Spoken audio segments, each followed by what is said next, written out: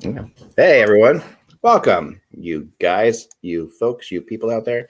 Don't eliminate the gals. There are gals out there, and if you are, and no, I said you people, whatever. No, don't do that. Joke. It was a joke. Horrible taste joke. That's how we're starting here. Jesus. No, inundated with things. I wrote a whole article about how wrong the whole thing was, and I'll leave it like that. So we'll get into it, but we'll get into that whole thing first. But let's first have some levity from Russ Cohen. Okay, so here's a good one. Yesterday, Pete Alonso from the New York Mets won the Rookie of the Year. Right, he was by far the best rookie in baseball, by far. No doubt. Nobody would argue that, except one writer who didn't vote for him, so he wouldn't be unanimous. Yes. Nice. I love it. I love a good vendetta. What's this? What's this? The Bill Conlon of Atlanta. All right, I love it. Voted for was it Soroka, the pitcher? Yeah. Which and I'll just say this. Yeah. I was genuinely and pleasantly shocked when the Hall of Fame voting came out and Mariano Rivera got a unanimous vote, simply because there's always some moron who says nobody deserves to be unanimous, so I'm going to vote against him. No, he's the best pitcher, best relief pitcher of all time, and he deserved to be the unanimous choice. I think Alonso was clearly the best rookie in the National League last year. He should have been unanimous, but everybody has their freaking agenda. Now, here the guy, I guess his last name is Baggerly, explained or tried to explain why he voted for Soroka, and he was like, probability added, wins above average, and B-WAR. Like, I know what WAR is. I don't know what B-WAR is, because WAR is basically what a player is worth to that team every time he takes the mound or every time he's in a game. I don't know what B-WAR is. Wins above average. So he decided to quote 4 analytical numbers that make that pitcher more valuable than Pete Alonso, who is not only the Rookie of the Year, but one of the best players in baseball. Yeah. It's just like there's always that guy. And my point is, thankfully, we don't really see it in hockey very much. We see it for Hall of Fame voting. We do. But we don't see it for regular voting very much. But I have to tell you, it's rampant in Major League Baseball. And it's just like, it's a shame. Like, he should have been a unanimous winner because he deserved it. Yeah, it is funny. We don't see it. We could see it in hockey. There's no question. That day could be coming. Yeah, for sure. So I just wanted to bring this up for a second. So before we start, we'll start the show, and then let's start the show. And then I'm going to have a little bit of levity for everybody before we get into the other stuff. And we're not going to get political today. I promise you that, because that's not what this show's about ever. We're just but this is a hockey story that we have to briefly discuss. All right, here we go. It's the 12th, right? Yeah, it's the 12th. Sure. Yep. Hello, Hockey World. It's November 12th, 2019. I'm Michael Agello in snowbound Buffalo. I'm Russ Cohen. It did snow for a brief moment, but I want to wish Elias Pettersson a happy 21st birthday. Excellent. We did have a bit of snow today. I just talked about him, Mike, on XM. I'm sure Pettersson will enjoy his first drink this evening. I'm sure it's his first. Yeah. And I'm excellent. You're watching HockeyBuzzcast on HockeyBuzz.com. This is the podcast coming to every Monday through Friday in the afternoon to fill you in on the comings and goings in the hockey world. I'm so happy to be with you guys today. Mike and Russ, you guys are doing an amazing job when I haven't been able to be here because I'm taking care of my son. Very much appreciate that. And hopefully, he's back at school this week, which is wonderful. And he's been coming in, but he's been going in for a couple hours. That's a phenomenal thing. And hopefully we'll be back to like me being here all the time again, because I missed this. Well, actually, this is my favorite. Believe it or not, is my favorite thing I do during the day. I love doing the podcast. You say believe it or not, we're going to lose the audience if you say something else. No, I'm serious. I'm absolutely serious about that. This is like when you work. We all work alone. We all work by ourselves. And it's like we all work in our homes. And it's nice to like talk to people. It's nice. Human interaction. That's what it means. Exactly, and I really look forward to it every day. Okay. So thanks for all the well wishes out there. Thanks, Thomas, very much as well. Yeah, we had some good snow today. We had some good flurries. I mean, it went from being 58 degrees when I woke up to being 33 degrees an hour and a half later. Like this thing came through, and now it's going to be in the 20s tonight. So global cooling, there you have it. Global cooling. I know it's all about everything. Climate change. Woo! Politics. But before we get into politics, before we get there, I just have to show you something because I love this. So this was from the this is from the Carolina Hurricanes post-game show. You know, just like a moment when they go and they're like, you know, showing like somebody just hanging out, you know, in the concourse. This is just B-roll stuff that they got. All right, and then this shows up with this guy stealing this other guy's ice cream cone. Oh yes, I saw that. Yes, this is amazing. So That's crazy. He just takes it from his hand as he's looking at his phone, takes a bite of it, puts it back or tries to put it back, and then takes off. I love it. Anyway, that is what the only difference here is if that's MSG, the guy gets an elbow right in the face, and two other people stop him. That's true. A security guard hits him over the head with a flashlight. No, but I mean, nobody did a coma. Someone put it's Phil Kessel. I love that. No, not Phil Kessel. No, it wasn't a hot dog that he stole. That's true. That's true. So don't. Anyways, I just wanted to show that. So now let's get back to what we really want to talk about, or we don't want to talk about, and that would be the Don Cherry situation. Don Cherry, so it was just. We all know what happened yesterday. Obviously, if you've been living under a rock, yeah, you don't know what's going on. I mean, it's kind of a funny thing because you know, when you listen to just an update, like I listen to an update here. We have the sports talk station. We have this news station I listen to called KYW in Philadelphia. Right. It has like, you know, it's your typical like news on the 15s and 45, you know, and just like a quick beeps of things, you know, and at every twos, you know, traffic on the twos, that kind of station, right? So. They were going through the news report and it says, and Don Cherry was fired by Sportsnet in Canada. And that's all it says. Like, and you know, just like, that's it. And if you listen to like quickly, like, you're like, whoa, you know, what happened? Yeah. And I want to thank Sportsnet for doing it basically 20 minutes after. Exactly after the show. But they knew I wanted to talk about it today. So otherwise you guys would have gotten into it yesterday.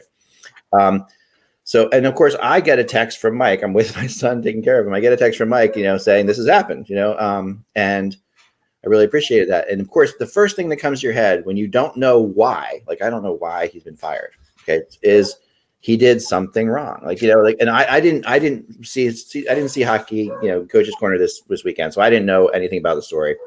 So I searched, and immediately I find an article in the Athletic about, you know, they come out earlier that day about what he had said and all that. But so, and we all know what he said, and I wrote about it extensively, and I think that there's a lot of different elements to this. And we'll get into that. But he was just on, as I was driving home right now to do this show, I was listening to XM, and Pete Burst, who was first thing he told me was find Russ Cohen if he can find him, because Russ was going on. Second thing, and then he told the world this. I'm like, I know that, man. Second thing was about to go on Canada Live talk is going to be Don Cherry, who's going to talk on Canada Live. And, you know, so go to channel 160 something or whatever. So I quickly go over there, listen to it.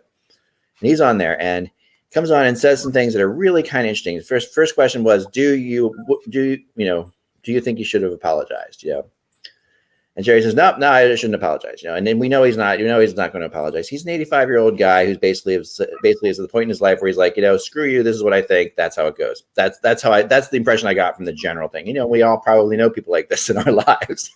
You know, unfortunately, who are like, you know, I'm done with you. I'm done with trying to be correct. And this is what I feel. This is what I'm going to say. He says, and he said, if I wasn't this way, if I apologize, then people will never believe anything I say ever again. But then he goes on, that's what he says. Then he goes on to say that Sportsnet gave him an opportunity to fix this. He said, you know, I was willing, he said, I was willing to write a tweet or whatever that is you do these days. Like, you know, being like, he doesn't know what Twitter is, a tweet or whatever it is you do these days. So, again, sounding like the old man complaining about kids on his lawn. Yeah. And he has somebody who does the tweets for him. Yeah, definitely. I mean, you know, and we've all, you know, I mean, the three of us on the show have definitely interacted with Don Cherry at some point or another. We had him on our Sirius XM show. In person. And, you know, I enjoy him and Ron McLean. I've actually had nothing but good experiences with him. So anyway, so then he says, and I was willing to go on next Saturday night and try to explain what I meant, you know, which basically, and he used the term, if I had just, instead of saying you people, if I had used the term everybody needs to buy a poppy, everybody needs to get their act together, whatever it was, then he said it would have been fine, but I didn't. And then he says, so I made a mistake and I faced the consequences, which makes sense, you know, when you make. No, it doesn't make sense. That's baloney. He is lying after the fact because nobody uses the phrase "you people" and then say, well, if I said everybody, you wouldn't. That's everybody's inclusive. You people is very non-inclusive. Yeah, and there were, and not to parse everything he said because I don't want to waste. No, but that's the big crux. No. I know, but I'm but it all is important. There were other phrases like what followed you people definitely was important. Right. There were other phrases like you're coming over here and enjoying our milk and honey, right. And all this stuff, and the freedoms that we and all the stuff that he said. It's like, I mean,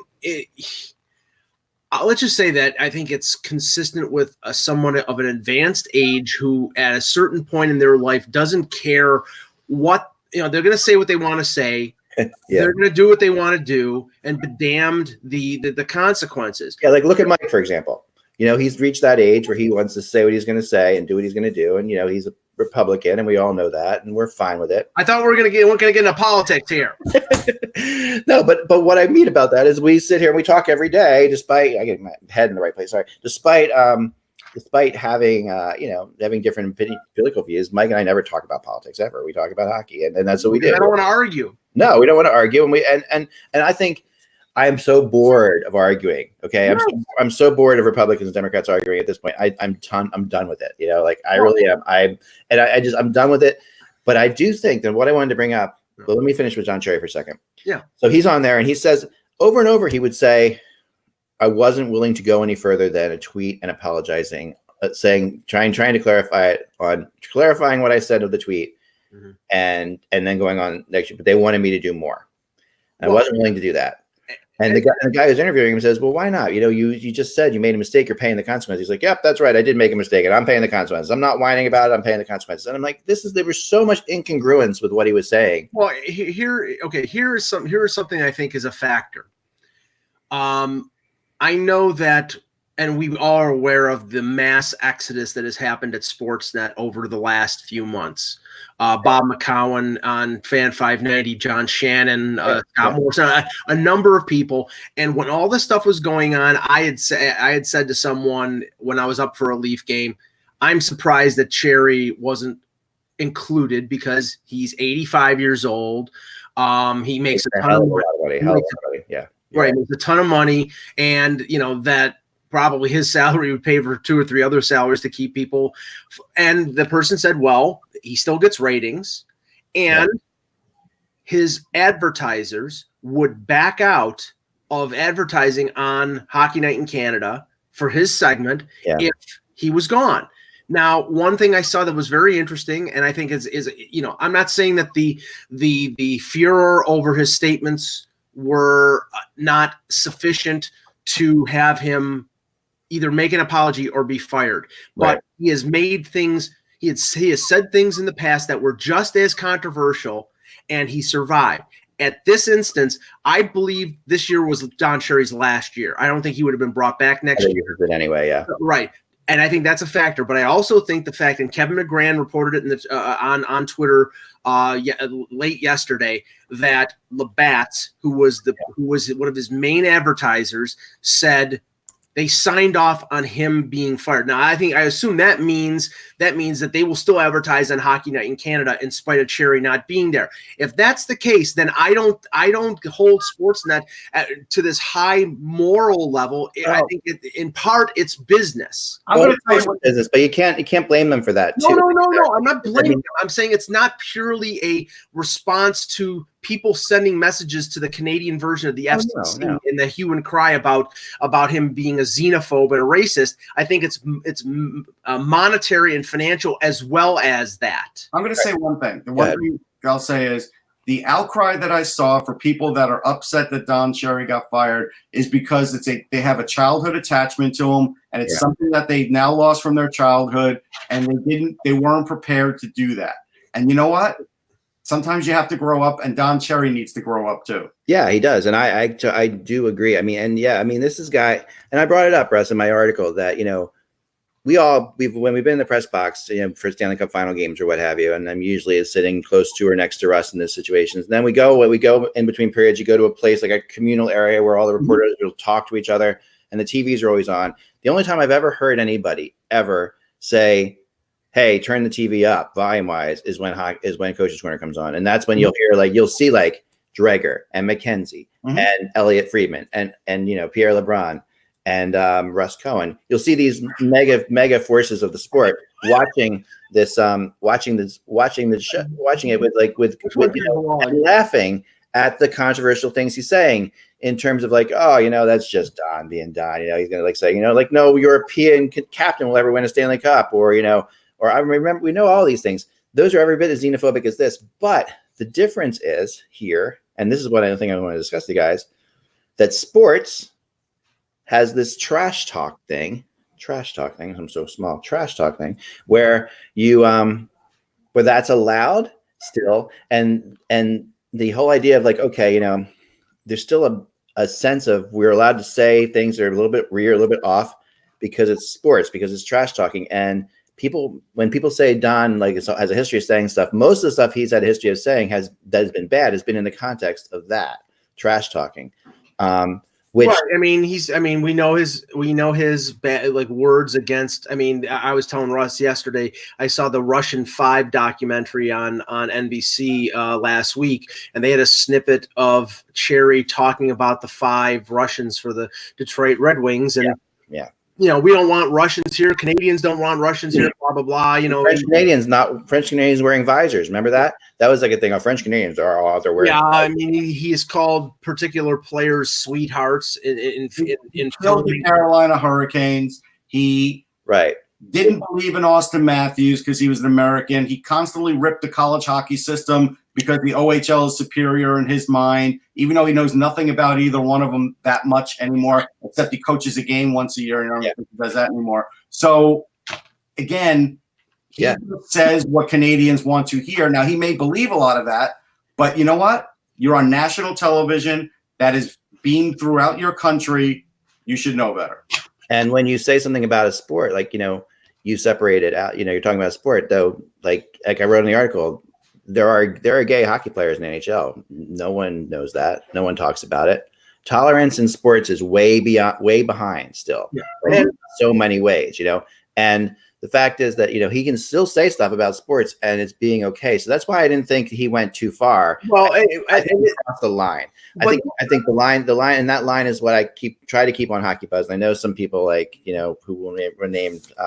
But this is the thing, Ak, is that I'd say the last 4 or 5 years, if you've watched Coach's Corner, and I've been up in Toronto watching it like at the Leaf games with other reporters, like you were just saying, it would always be at the end. He would talk about a police officer who had been killed in the line of duty, or somebody in the military. Very touching stuff. Yeah, right. And you could tell it was heartfelt in terms of the sorrow that he felt, but it was the occasion of Remembrance Day, and it was also him being that sort of jingoistic Canadian where and going down the road that he went. We saw that what Ron MacLean did. Ron MacLean didn't even say anything. All he did was give sort of a thumbs up. And I was disappointed in him because that was a big issue, and I think he was totally thrown by it, because how many times have you seen Ron MacLean try to get to save him from himself? Right. Well, and that's what I said yesterday. If it was Ron MacLean, I think whenever there's been something where it's been like an official being called to the carpet or a bad call or something like that, and Cherry going off, he, because he's a former referee, he would always fight back. And in this instance, it was almost like he was sort of tone deaf to what Cherry was saying, because that's what Cherry sort of says all the time. His apology on Sunday was very heartfelt, and it's like, okay, but he didn't even say anything, and he had to do that. Cherry, I think, would have had to go further than Ron MacLean did, and he wasn't willing to do that, and that's why this happened. But I'm just going to be interested next Saturday to see what how Sportsnet approaches that cavernous gap in the first intermission. I think Coach's Corner is dead. I don't think Coach's Corner is dead, and I haven't heard anything, but I would be surprised. Like, they do things during non-Cherry days during playoff games where they'll have a panel discussion with Elliot Friedman and Kelly Rudy, and it used to be Kip Rios, but he's no longer there, talking about the game. I have a feeling that will be what replaces Coach's Corner, and then they'll just have the Saturday headlines in the second period. They will not replace Cherry. I would not want to be the person who sits in that chair in place of Don Cherry with Ron MacLean, because that person will open themselves up for and there's one more point here, and I know Daniel Carcillo sometimes drives his point home a little too much. But those Don Cherry Rock'em Sock'em videotapes that were out there for a million years did glorify a part of the game that they're trying to get away from. That's and you're probably still okay with that. Yeah, that's true. But they sold because people liked that. I get it. Oh yeah, no, and that's again. That's how I'm just pointing out that he probably still would sell them if he could. Oh yeah, and it's within the sports realm. That's the thing about it. And it's like, I mean, I've often said that if anyone was to replace Don Cherry, in my opinion, the guy to do it would be Ken Hitchcock. That I thought Hitchcock would be hilarious in that spot. He actually sees the game a different way. I don't think anybody would want. Right now, no. But I think eventually I would like to see them bring it back because I do think they probably won't. It's such a thing, but I think they might try. I'd be surprised. And I brought this up with Russ earlier, and obviously it's not the time to have this discussion, but it's been mentioned in the past, and now I wonder what the reaction will be years down the line. Don Cherry is not in the Hockey Hall of Fame. Yeah. Will this prevent him from ever getting in? I think so, as long as his attitude is what it is today when I heard him talk. I mean, the thing about that is, he is so friggin' stubborn. All the while, he's admitting he made a mistake. He is saying he's not admitting he made a mistake. He's saying he said it wrong, which is a very typical. That's typical thing of an older person. If you've ever debated politics with them, I said it wrong, or whatever. But yeah, you know what it is? Hold on, because I'm around older people. I have parents. I have old people. I said it wrong means I said it in a way that upsets you. Yeah. I should have said it a different way that doesn't upset you. Ding, ding, ding. I wish I had my bell from the old days. Yeah. That's absolutely, you're right. I said it in a way that you didn't kind of understand what it meant. And therefore it upset you. Therefore you're too sensitive. Right. Therefore, I'm older and not as sensitive because I've been through it. Right. That kind of stuff infuriates me to no end. I live it all the time. I do too, and I won't get into it. But and yet, we can all sit here and talk about hockey and not be this way. The last thing I wanted to bring up, so I'm getting some heat. People think my article's anti-American that I wrote today. It's really not. I tried my best not to be that. But I do think part of this element is, and I'm not going to take a side on immigration in the U.S. or anything like that. No, I won't. Please, believe me, I won't. All I will do is report this. Okay, there are two sides on immigration in the U.S. right now, distinctive, different sides, like there is in almost everything in the U.S. right now, which is so ridiculous. Even though the truth is always somewhere in the middle, but there's two very distinctive sides. One being broadcast on like a Fox News, one being broadcast on a CNN or an MSNBC or whatever you want to say. Okay, and those networks, of course, are on. I have a Canadian satellite dish. They're on Canadian TV. Okay, so people watch this. You can't turn away. Canadians see this, and of course, the Canadians are would be far more along the Democratic side in general than the Republican side, but not everybody. Of course, everybody's different. So this looked Trumpian to Canadians, and that was something that's how regardless of what you think about the issue. Canadians definitely, when they saw that, there's definitely something that Canadians had to say. Okay, you know what? I am not going to. We're not. That's just the only thing I would say to people that, and I haven't read your article, but if I did, to say that somebody is or this is un-American, I think people have gone too far with what they feel like American is. So basically, if you pay taxes here and you uphold the law, then you are an American. That's the way I see it. Yeah. I don't have to walk around saluting everybody. I don't have to walk around draped in the American flag. I don't have to walk around. That's the whole point of this. My son said, "Is this anything like the national anthem, standard national anthem issue?" I'm like, well, not really, but there's some parts of it that are. And just the last thing, because Russ and I had sort of like a Twitter exchange with Tara Sloan from Sportsnet. And Tara Sloan's, I think it was a great grandmother and her stepfather were in Europe during the Second World War and escaping the Holocaust. And my grandparents came over on the boat in 1901 went through Ellis Island. Yeah. My grandfather was in the Italian army in World War I. Came over after the war. I'm an immigrant. I'm the product of immigration. So I can understand the sensitivity of people who naturalize and come over and want to be part of the country and want to be included and and aren't because of the point of view of somebody who's sort of inflexible. But the thing is, Don Cherry has a right to believe what he wants to believe. as we do. So absolutely. And that's I am not anti-American, guys, at all. I understand that. My dad was in the military. I completely believe this. I was trying to write the article not about America, but about the Canadian perception of why this is so wrong in Canada. And the argument about freedom of speech, he expresses freedom of speech. He has freedom of speech, but he works for Sportsnet. And Sportsnet has the right to say you don't have freedom of speech for that on our airwaves. Right. Yeah, you're right. And someone else put it really well that you have freedom of speech, but no one has freedom of consequences. Right. That's honestly, I like that expression. I think it's a strong expression. And then I'll finally leave you with this, and this will definitely move on after this. But my buddy Cap Neo, who we all know, just had his kid up in Canada playing for a tournament this past weekend in Toronto, and he was saying something that there were some calls up there, and different calls, penalties that went back and forth, and he was like, the team was frustrated, but he's one of the coaches on the team, and he said, what you say to the team is, you can blame the referee all you want to, but if you pull someone down or make a slight hook or anything like that, you put the referee in a place where they have to make a call one way or the other. They have to either make a call or not make a call. And what Don Cherry did here was put Sportsnet into that position. Yeah. They had to make a call one way or the other. Right. And, if he doesn't, and they did what they had, they made the call, and they made the call based on what, like a referee would make a call in a game. Based on a number of factors. Right. Circumstances that are going on right now in the world, Don Cherry's history. It's the same thing if a guy pulls somebody down. You look at is that guy a Lady Bing winner, or is that guy a double A penalty in Stratomatic? Right. This matters. This matters as you play along. Right. So anyway, that's that. Okay. Thank you guys for listening. And hockey talk. Here we go. Get into hockey talk. Let me start with this because we talked about it yesterday and just have to follow up on it. Michael Hutchinson cleared waivers.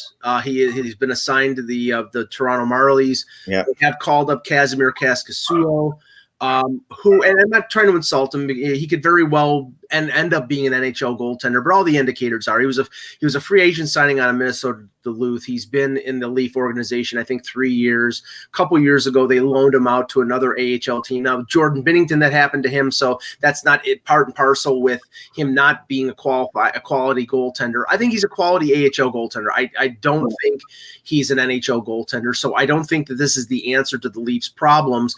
They have a back-to-back situation Friday, Saturday against Boston at home, on the road against Pittsburgh. And Ross, I looked up the schedule. Their schedule is loaded after that. So I don't think they're going to play Freddie Anderson back-to-back game, both ends of the back-to-back, because then they go on the road, Arizona, Vegas, and I think Colorado. Yeah, but when they play the back-to-back, is there a day off after that? Yes. But I'm not going to play Freddie Anderson. Yeah, I doubt it. Especially, Ek's seen this too. Ek, is this not out of the Flyers goaltending playbook when they brought up Stellaris and he never played a game in 2 weeks? Yeah. No, it's absolutely crazy. I mean, this whole backup goalie situation in Toronto is a mess. Yeah. I mean, I want to say they played Mason like 9 in a row. Is that about right? Ek? Something like that.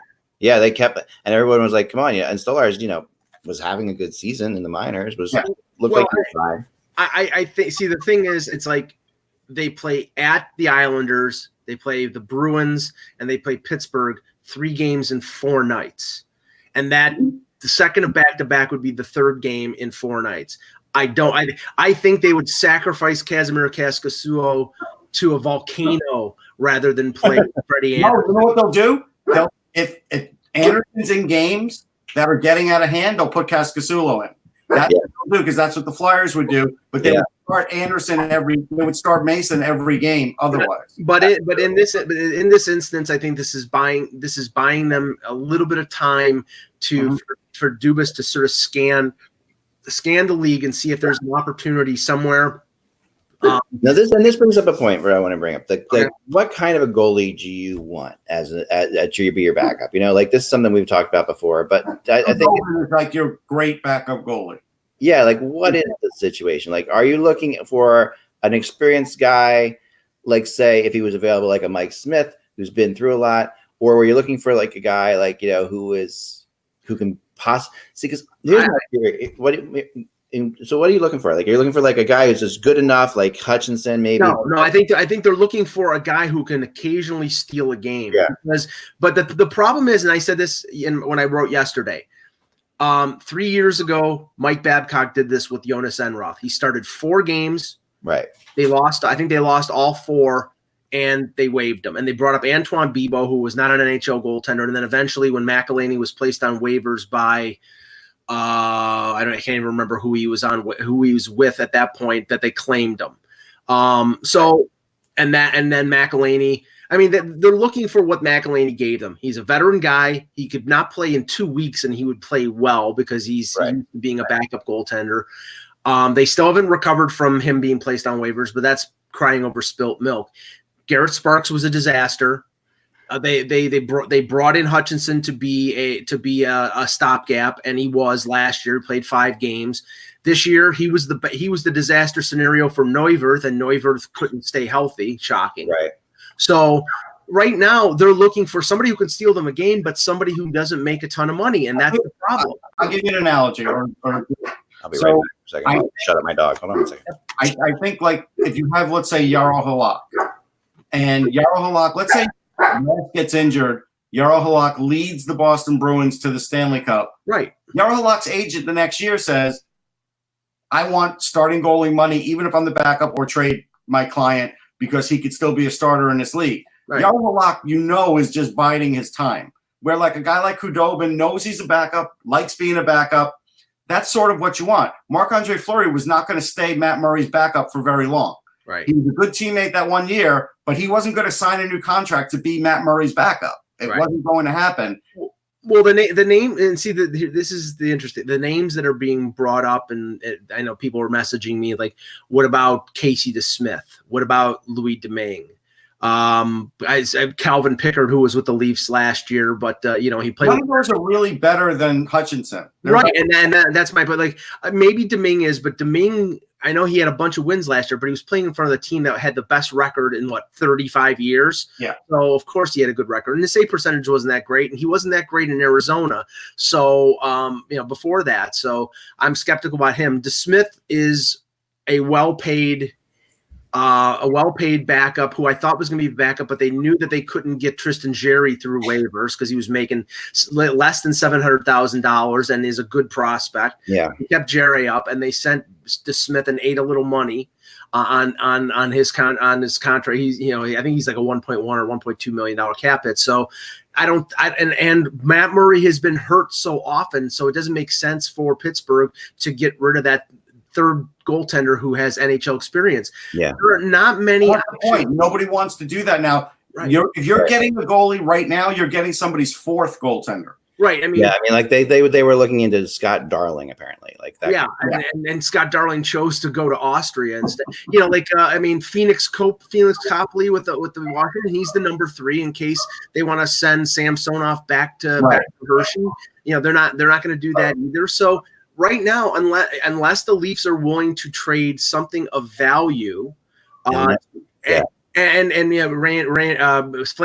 in the chat says Mackenzie Blackwood is the future number 1. Yeah, they're not trading. They're not taking. They can't take Snyder, so don't go there either because it's right. And they can't take Craig Anderson, even if Ottawa were paying 50% of the salary. They can't take anybody. I would say over $1.5 million because then you can get the other team to retain salary. It's a situation where the Leafs are painted into a bit of a corner, but this is something that we've seen coming for 2 years. And they can't even call Roberto Luongo because he can't play at all this year, no matter what, right? Once he's retired, you mean? Yeah. I think if he came back, his rights would still resort to. Yeah, it would, and his contract would be back and whatever. Yeah, you can't get him. The thing is this. I mean, like, we haven't seen this coming. We have seen this coming for a long time. We've talked about it so much that it's crazy. And I think that at the end of the day, I personally think the Leafs option is to go and get a guy like a 1A, compete a guy and trade. They can't afford it. No, and trade Kapanen. Like I honestly feel like that. I feel like that you're trying to have your cake and eat it too. Like especially now with Marner out for at least 4 weeks, maybe up to 6 or 9. You can't. You have to, at some point you have to sacrifice. And I think if you're going to sacrifice, you got to say, okay, maybe Anderson's not the best goalie for us in the playoffs. Because you're trying to get a backup for a goalie you're not even really all that confident in my opinion. Well, no, I honestly, I think that they're very confident in Anderson. In fact, I think they're so confident in Anderson that they don't play for anybody else. And that's why would they be confident in Anderson? I mean, listen. I mean, he's a good goalie. He makes good plays. He's very. I think he has good rebound control. There's certain things that are really good, but he has not won for them. Okay. But the reason why they haven't won with him is because they play him to death. He's played 66, and 60 games the last 3 years. And by the time he gets to the playoffs, he's gassed. They're ridiculous numbers, though, Mike. I mean, they're ridiculous, but they're not crazy. I mean, they're high, but they're not crazy. They're not 82, but still. They're not, they're not like what we're seeing from Marc-Andre Fleury or anything. All I know is this. There was a dramatic difference between Tuukka Rask in playoff runs and Tuukka Rask last year, and the difference was that Halak played 40 games. Right. And when Rask was well rested and went into the playoffs, if they would have won the Stanley Cup, he probably would have been the Conn Smythe Trophy winner. Yeah, I agree. So, until Anderson plays, I'd say, and he even said during training camp, I'd like to play 50 or 55 games. And of course, Babcock says, well, so would I. But unless we have a goaltender who we can depend on, and we're in a tight race, I'm not going away from Anderson. Well, okay, then the same stupid cycle is gonna repeat again. I'll give you a name, Mike. Yep. Who could be your next goalie for the Toronto Maple Leafs, the backup goalie. Yep. Anton Forsberg. He is the number 2 goalie in Charlotte. Wait. This is they actually want to get in the playoffs, Russ. They don't want to tank. Listen, I mean, he's an NHL proven goalie in the sense that he's played in the NHL. Yeah. You know my feelings. But I'm just saying he's the second goalie in Charlotte. He's the kind of guy you'll be getting. He's a sieve. No, we're like Michael Hutchinson's a better Lyon, like Alex Lyon or something like that. Like, I mean, that's you're looking at if Hutchinson, I guess he didn't get claimed, so I guess yes. But if Babcock doesn't like Hutchinson, I don't think it's sent down. Like I told you, I don't think it's that Babcock doesn't like Hutchinson. I think as with Enroth. Now he didn't like Enroth because Enroth was a small goalie, but Hutchinson's a bigger goalie. So and Babcock tends to like bigger goaltenders. It is the fact that the team played like crap in front of them, and they couldn't demote 20 players, so you demote the backup goaltender, and you look for another solution. Somebody's saying Jack Campbell in the chat. They won't trade him. They won't trade him because if they're trying to trade quick, and they don't want their goaltending tandem once they trade quick will be Cal Peterson and Campbell. So quick is an option too, and I know they can't afford him. I know he's $5 million, but if you can take half of it, if I think LA would easily eat half of that. No, but first of all, he's got 3 years left in his contract. They can't afford him because this year, especially, the money that gets opened up on LTIR by putting Marner on LTIR this week, they can't spend it because Marner's coming back. If he was out for the year, then they could do that. Right. There has to be. I mean, I know. Unless they're trading Cody Ceci and getting $1 million defenseman back, which I don't see that happening. No, I mean you have to. In my opinion, this is a team that's ready to win the Stanley Cup right now, and they need to be going after a goalie that can help them if Anderson doesn't work. I'm just saying Babcock doesn't love Hutchinson, or he wouldn't send him down anyhow. Well, the will not challenge Frederik Andersen for the number 1 job. The goaltender is somebody who can play competently when Andersen needs the rest. In fact, somebody who could play when there isn't back-to-backs and give him more of a rest. Yeah. But Andersen is the goalie. He is. Yeah. Well, and that's fine. But again, you need to have something.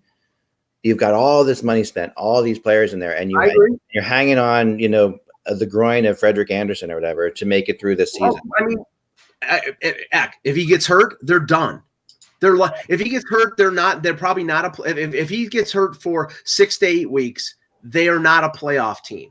They don't have a goaltender. That doesn't make any sense because they're 100% playoff team. They have plenty of. I mean, this team has plenty of talent to make in the playoffs, and all they need is a service without a goaltender. Doesn't make any sense to not be able to find Michael Hutchinson will be your number 1. Oh, no, that's what I'm saying. I agree with you. If Hutchinson, that's why I'm saying there. First of all, if he gets hurt for the rest of the season, they will go after somebody like Quick. I have no question They about would if that happened. Well, yeah, because then you could put Anderson in LTIR and it opens up his salary. And they would, Yes. and LA would take half of the salary of Quick and slide $2.5 million under the table to them another way. I mean, they want Quick out of there in LA in the worst possible way. So they would definitely move him. Quick is not, and that does question, is Quick that good? I think the Quick could be pretty good if he got in the right situation again. But he's definitely lost a lot.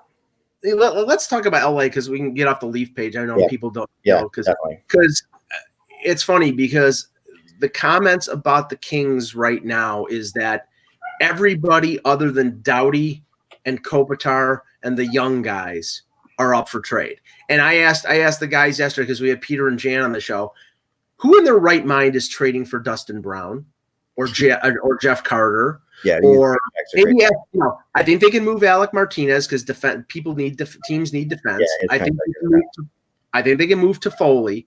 But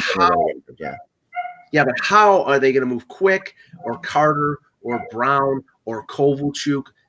You can move Quick if a situation like what we talked about in Toronto happens on a contending team. You can definitely Quick will find a place if some team is out there and loses. I mean, this is we talk about that again. Like that having two goalies. I mean, would they take a guy like No, let's move on to Toronto. Anyway, I will get into that later. I'm sorry. I'm still thinking about that situation because it's still freaking frustrating.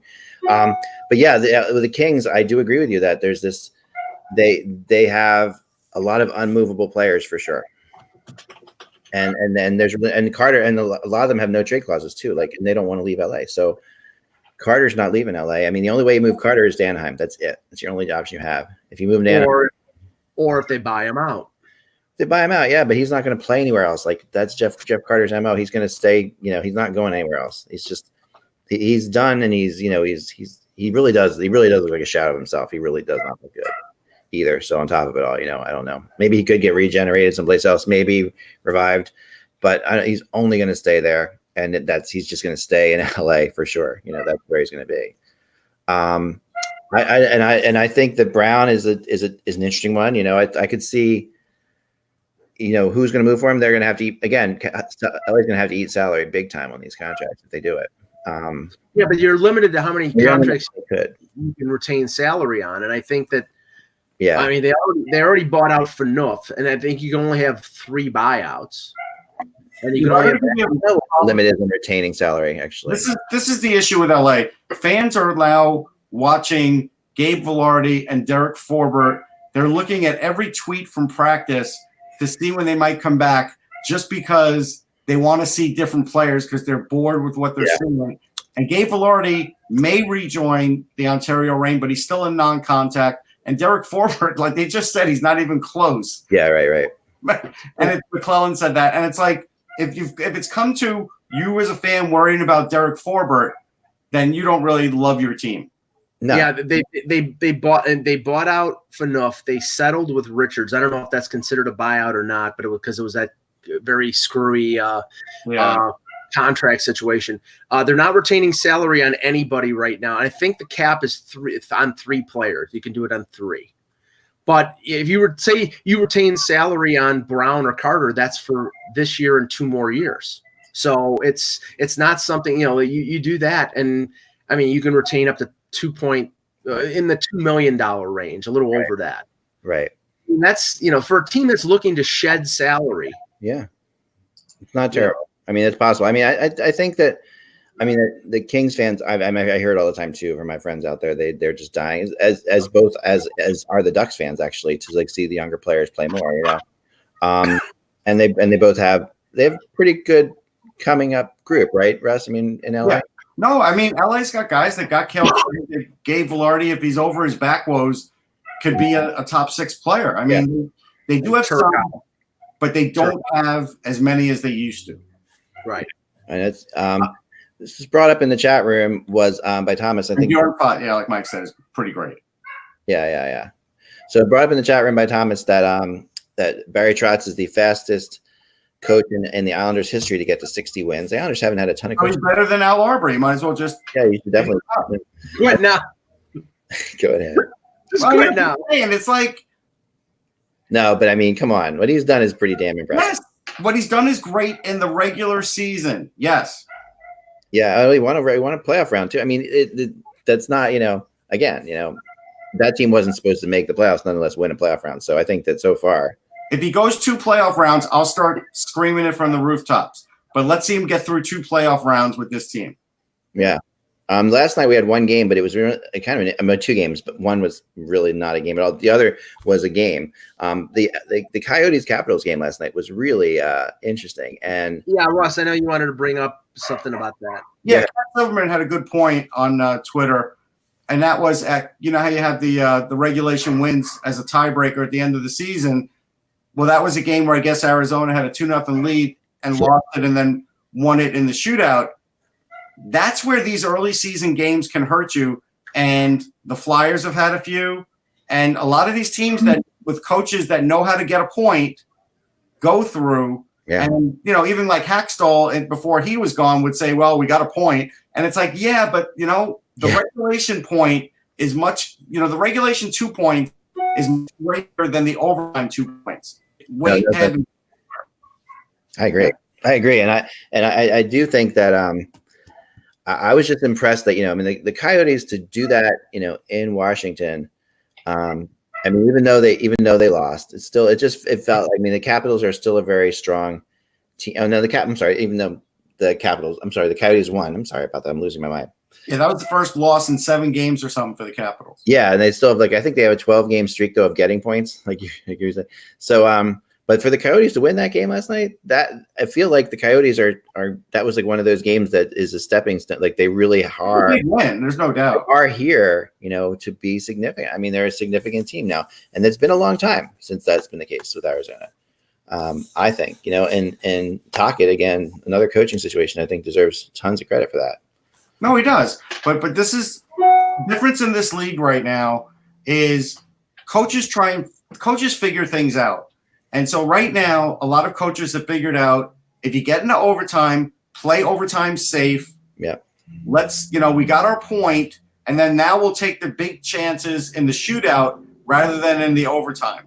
And I think that is the trend now. This is where we're at right now in extended play in the NHL, and I think it's going to burn a few teams in the end.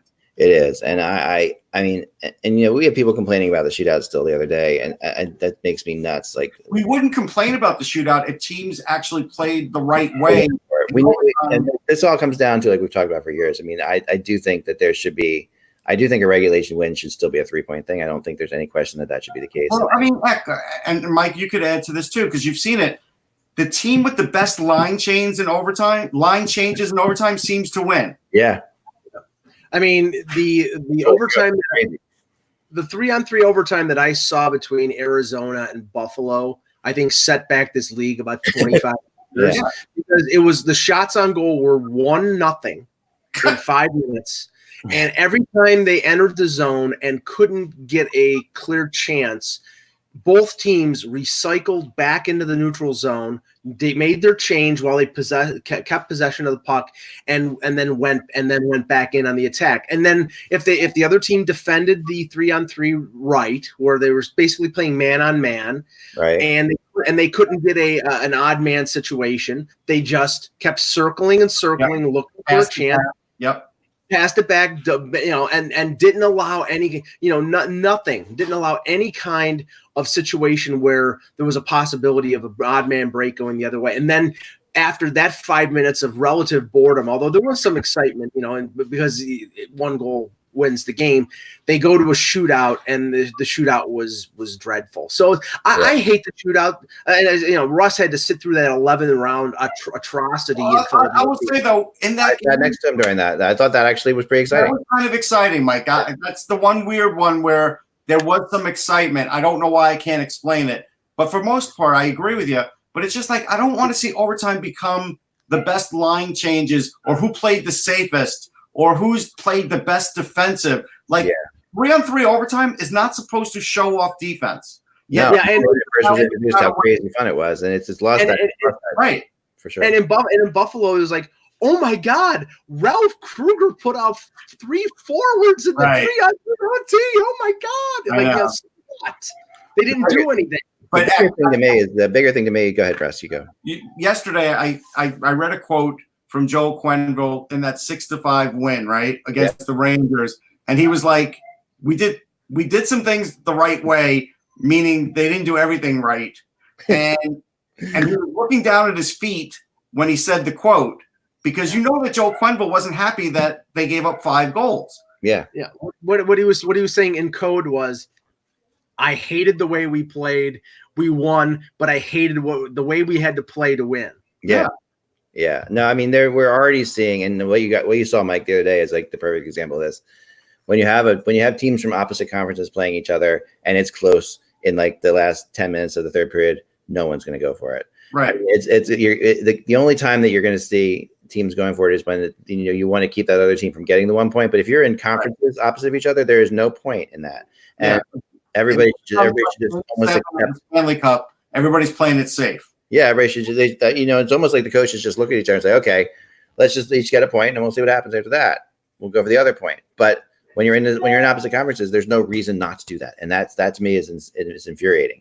I think members of the Flyers, the players, I think they get an extra $10 if they say they played the right way and then he smiles after. You know what I mean? Like, it's just crazy. No, you're absolutely right. It's insane. I mean, and already look at like the Florida Panthers. They're 8, 4, and 5. Right. Like that's like that's crazy. I mean, when so they've got. Right. So if you break out their points, it's not impressive at all. No, that they're 8 and 9. As they've lost 9 times, but they're in the second wild card spot. And they've. I mean, then you could look at it the other way and say, well, if they were just going to go for it more, maybe they would probably be in the playoffs right now. But they're at the same time, they're not. They're playing it safe. And I've watched a couple of their games, and they're a fun team to watch. And Bobrovsky obviously is a good goalie, but they've given up 63 goals. So Bob's not the reason they're where they are right now. And they've scored 62. I think a team in the next couple weeks that is going to be primed for making a move, if they continue down the road that they're playing, is Buffalo, because they've lost 6 of the last 7 games. The initial excitement of the Ralph Kruger coaching change has changed. They've resorted back to form. It's only 3 guys scoring.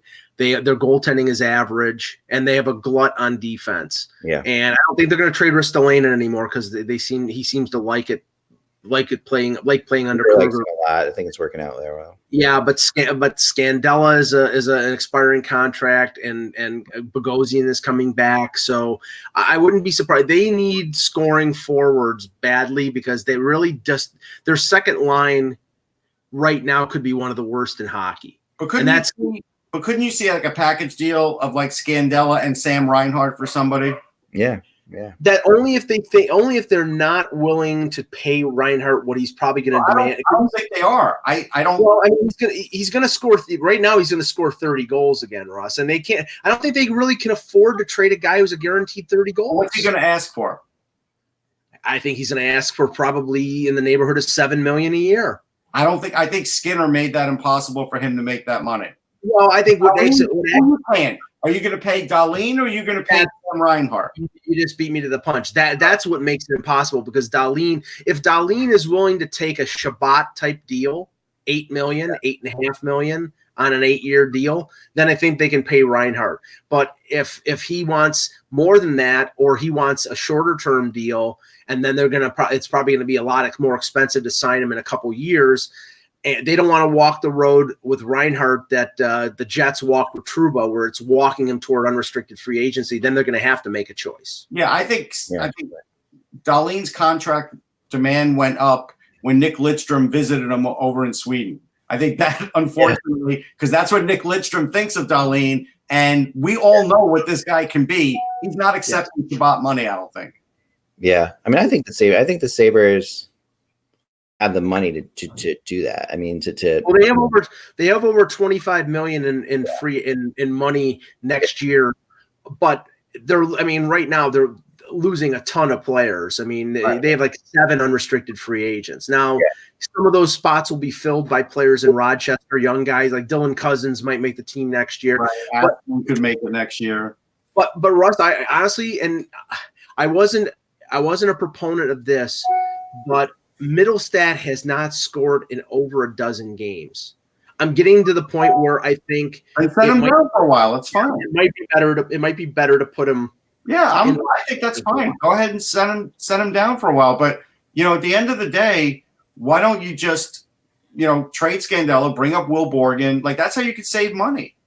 Yeah. Oh yeah, and I think that's definitely in the play. They have these guys. Maybe they will sign them all. Who knows?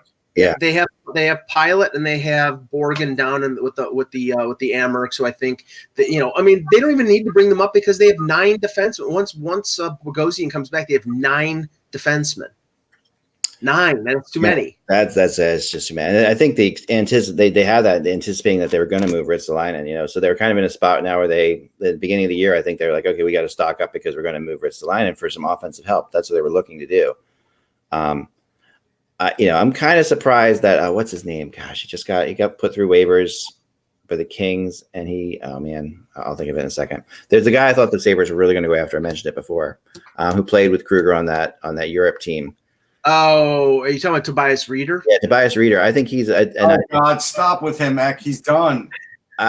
No, I'm still hanging on that one because I think I'm just talking to people around Kruger and stuff like that. I think that could happen. I do. I think that and I'm not. They don't have to give up much to get him, but the idea. If Kruger didn't bring back his adopted son Thomas Vanek, he's not gonna bring back Tobias Reeder. I do want to mention something though. A couple of days ago, I covered Lehigh and against Hershey, right? Yeah. And and I just scanned the roster, not very much because I got there maybe a half hour before the game. Yeah. A few people. Game starts. Not that far into it. All of a sudden, I look at a number. I'm like, did Matt Molson just score? And it's like, yes, that was Matt Molson with Hershey. Wow, Matt Molson. Jeez, it's crazy. He hasn't given it up yet. He's 30. He's the new Mike Keane. He just keeps going, man. He's gonna. Hey, with Marner hurt, Matt Molson and Tavares was a good combo. Is PA Parento still out could there? Could you imagine if they did that? Islander fans would just be like all over Twitter about that. Oh yeah, that would be fun. That'd be fun. Well, we know the Sabres are going in the wrong direction, but the third best team in the NHL, the Edmonton Oilers, are not. Yet, guys. I mean, they still. Yeah, James Neal, he's been great the last 7 years. No, I know James Neal is terrible, and yet they sit atop the division. Only St. Louis and the Washington Capitals with better records than them. They're bleeding. They are not making the playoffs. They've won 2 in a row. They're bleeding out slowly. Trust me. Yeah, Joe Morello in the chat said, "Let's bet on tomorrow's game, Islanders versus Leafs." No, because I'm sorry, because right now the Leafs are without Marner. They have a goaltending crisis. Oh yeah, I'm going to bet on that. There, yeah, that would be a bad bet. It doesn't mean it won't be a 2-1 game though. Yeah, no, it is at Barclays, correct? Yeah, or is it? Okay, yeah. So any home ice advantage from those rabid psychos at Nassau Coliseum is gone because not completely. I mean, the Islanders fans in Barclay don't like Tavares either. All Tavares has to do is score a couple goals and it'll be back on, Mike. You know that. Oh yeah, of course. So someone in the chat room, as saying they don't believe in the Flyers at this point. I don't either. I'm with them. All right. I'm not saying I believe in them either. I mean, I picked them to finish 6th in their division. So right now they're 3rd, and I have to admit that you got to be impressed and with the 4 wins in a row against some pretty good teams, and also the Carter Hart resurgence has been pretty impressive. No, Hart's been really good. The way the team forechecks has been really good. They just don't have enough on defense, and I think they're going to come up short. But do they play a more exciting brand of hockey than Dave Haxtell? Sure. Do I believe they're going to make the playoffs? Not really. Okay. We got a good A couple questions in the chat. Vepsis asks, which team each of you would pick, which is currently sitting outside of the playoffs? I'm assuming to make the playoffs by the end of the season. In the East, Tampa Bay, obviously. In the West, Vegas. Vegas right now is outside the playoffs looking in. I'm gonna go. I think Tampa's obvious, so I'm gonna try to pick somebody else that could make it in here because I'm gonna say I still have a little bit of faith that the Rangers can make the playoffs. I still feel a little bit like they're possible. I know they're back a little bit here. They're back, I think, 5 points from a playoff spot right now. And while I think Vegas, and it's interesting, this is the first time that Vegas has been out of the playoffs since they entered the league. Somebody asked me that question. You mean even in the standings? Yeah, it could be. I mean, they've had 2 really good starts. Yeah, I don't think so. I think there may have been one other time, but it's pretty. I mean, their record, is their winning percentage is like crazy. It's like 673 since they entered the NHL or something like that. So you're saying the Rangers in the East? Anybody in the West? In the West, right now, these are the non-playoff teams. I'm going to stay with Chicago. I still think Chicago's going to make the playoffs, and I think that like lately they've been playing better. I mean, they're 5 points out right now, but that's pretty remarkable for how terrible they've been. And and they are starting to score. And that the big thing about Chicago, you can't use the Toronto game as an example because Toronto couldn't play defense in the second of back-to-back. But okay, yeah, no, but they are starting to score beyond. I mean, Jonathan Taves, who had 2 points like 2 weeks ago, is now like 8 points. So it's like he's picked it up, and that that has to happen. I just think there's too much talent in Chicago, and the goaltending is pretty solid. Russ, I'm going to go Tampa and Dallas. Him and Dallas. Okay. All right. Funky Cold Zadina asks, the Wings just called up Giovanni Smith to replace Abdelkader, who's injured for 3 weeks. What do you think of Smith? I can only tell you what I've seen of Smith in the AHL and in little spot times in the NHL in maybe preseason games. He's big. He likes to throw his weight around.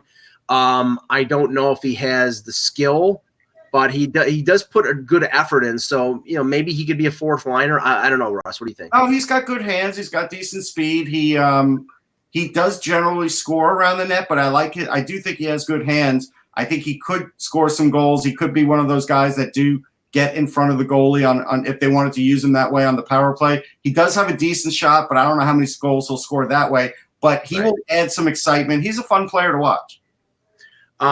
Joe Morello says it's not at Barclays, it's a Nassau. So okay, then get the security ready for that one. Kyle Whalen in the chat. What about a trade between Philly and the Sharks involving Voracek and Vlasic?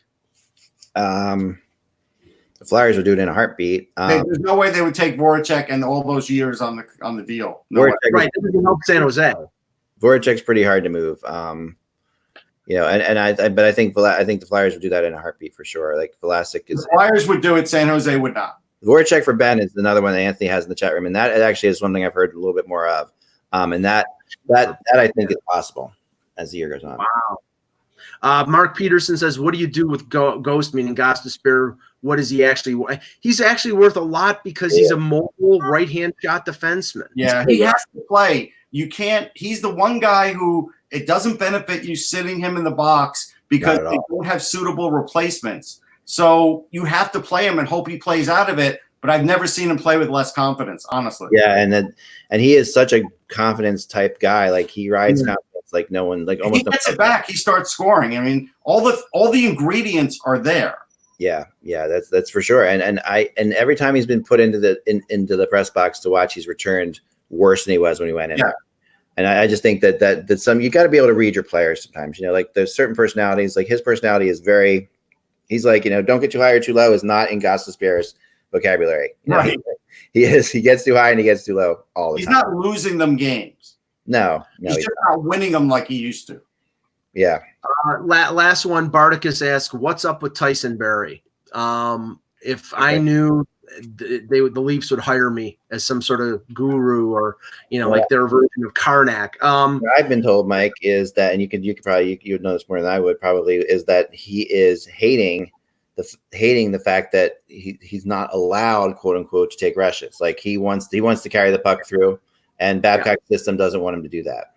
No. I mean, Babcock tried to turn Jake Gardiner into a responsible two-way defenseman, and he isn't. But the thing is, I haven't seen much of Gardiner in Carolina, and that I'm sure playing there that's good for any criticism because nobody, other than Carolina fans are watching those games. Yeah. Barrie is an offensive defenseman. He is, I think, along the lines of a guy like a Sergei Gonchar. He jumps into the attack. He's a fourth forward. Babcock doesn't want them doing that because they get caught. And, he's doing he's not doing dump-ins, but he doesn't want him going in and doing a Gilbert Perreault from behind the goal line all the way to the net. And I think that takes away a valuable weapon of Barry's. But Babcock is trying to turn him into something he's not. And that, he's not going to be back next year. I mean, based on what he's going now, because he's not going to want to go back there. He's just over 2 shots a game. Like, he's not going to score a lot. Just over 2 shots a game. He's Keith Yandel on the Rangers. That's what you're saying. The problem is that Babcock has too many offensive defensemen and not and one defenseman that can really play defense. So, well, he's got one, Muzzin, and I think one. That's the guy I think. And he's playing Muzzin with Barry to sort of cover for Barry's, I think, what his perceived defensive deficiencies. But truth be told, Muzzin actually is a better defenseman when he takes some rushes too, even though he's defensive minded. Muzzin could have more points than Tyson Barrie in a heartbeat. He does. Muzzin can't right now because he is way more points. Like, he's got to stick back and he's playing with. Like, I would have put. I don't know. There's the balancing issue. The balance on Toronto is off, and that's a big issue, right? You knew there was going to be a problem with Barrie because he wasn't going to be the top guy on the top power play. So there goes a lot of points, and he's not a strong defender. And he should be the point man on the top power play because their power play right now is like 22nd or 23rd. Morgan Riley is a great defenseman, but he's playing too many minutes. He's playing 25 minutes plus a night, and he's playing all power plays. I think he needs to be stuck more on 5-on-5 and have Barrie be the point guy. Barry's got a better shot from the point, but Babcock won't do that. So I think Barrie and Jake Gardner probably text each other every night. Yeah, it's a tough one. I mean, and Barry was. I mean, it could change. I mean, who knows what's going to happen with Babcock if things keep going this direction? That's. I'm still away from Jello. Sticking with that. I've said this before. I'll say it now, and I'll say it till I'm blue in the face. Babcock will be fired if they don't make it out of the first round. Yeah, I agree with that. I think that they're going to let him. They're going to let him finish the season no matter what. Let him finish the season.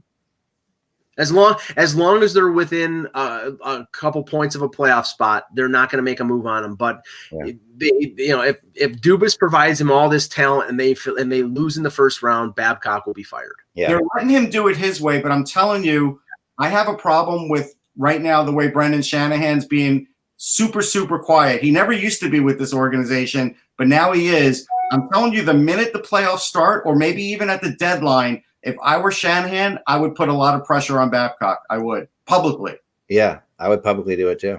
I would. I think he's at some point he has to, but yes, they seem so obsessed with controlling the message and that sound. And they got to stop it. They're just going to be a hockey team. Like you're not a political organization. And I think Kyle Dubas has done a really good job. I think he has one of the hardest jobs in the league because A, it's that market. B, you've got a really stubborn, stuck in the mud coach. Right. Like this is a difficult job for a young GM. And Kyle Dubas is nowhere close to being in danger. I agree with that. He inherited a coach. He will get a chance to hire his own coach, and we know who that coach will be. Yeah. I mean, if he got fired, John Hickey was extended today as well. Who got extended? John Hickey. We saw it yesterday. It was yesterday. It was yesterday? Yeah. Okay. Well, I thought it was today. Sorry about that. No, it's all right.